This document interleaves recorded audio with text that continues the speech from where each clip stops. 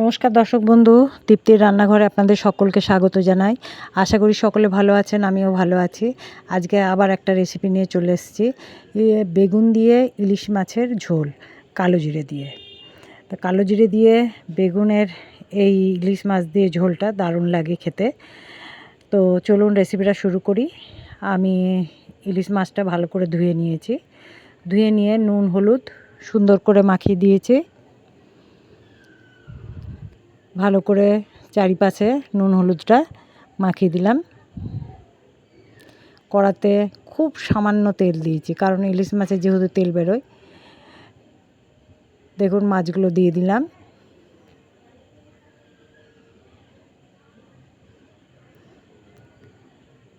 মাছটা আমি খুব একটা বেশি ভাজবো না, হালকা ভাজবো।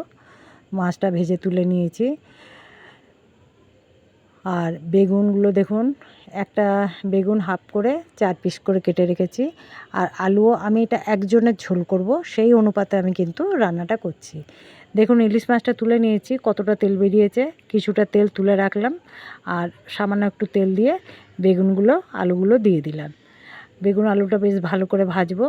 আর আদা আর 2খানা কাঁচা লঙ্কা সুন্দর করে বেটে নিলাম। আর মশলা দিচ্ছি ধনে গুঁড়ি, জিরে গুঁড়ি, সামান্য একটু চিনি আর কাশ্মীরি লঙ্কা গুঁড়ি। যেহেতু আমি দিয়েছি 2খানা কাঁচা লঙ্কা, তো কালারটা হওয়ার জন্য কাশ্মীরি লঙ্কা গুঁড়িটা দিলাম। বেশ ভালো করে একটু একটু জল দিয়ে ভালো করে কষিয়ে নেব। এবারে কষানো মোটামুটি হয়ে গেছে, একটু ঢাকা দিয়ে দিয়েছিলাম। আর একটু জল গরম করতে দিয়েছি, জল গরমটা দিয়ে দিলাম। জল গরম দিলে রান্নার একটা স্বাদ আলাদা হয়, তাই জল গরমটাই দিই আমি। যে কোনো রান্নাতে জল গরম দিলেই ভালো হয়। আবার আমি ঢাকা দিয়ে দিলাম।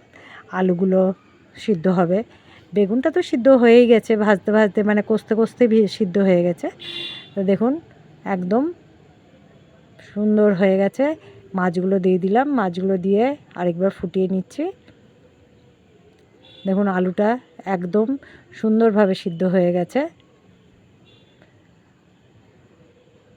এবারে আমি ওটা গামলাতে ঢেলে নিয়ে সামান্য একটু তেল দিয়ে আর 1 চামচের মতো, 1 চামচ না, হাফ চামচের মতো কালো জিরে দিয়ে ছুঁকে নিলাম। দারুণ হয়ে